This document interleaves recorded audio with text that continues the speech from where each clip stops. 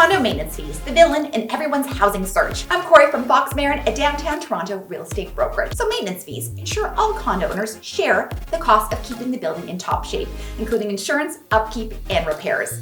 Fees also contribute to amenities such as pools, gyms, and party rooms. You can enjoy a luxury lifestyle without the hassle or expense of maintaining it yourself. They also cover the cost of professional property management to handle anything from security to dispute resolution. Monthly fees can also be helpful because they are predictable expenses, helping you to budget better. But beware, there is a tipping point where high fees can drag down property values in older condos or poorly managed buildings. There's no such thing as a free lunch. The cost to look after a freehold property ain't exactly maintenance free. Just think about the cost of repairing a flooded basement, cleaning your eaves troughs, or redoing your roof. Living in a condo is kind of like living in a hotel. No hassle, no maintenance, and no snow shoveling. So are fees really your friend or foe? I'm Corey, and that's your Toronto Minute.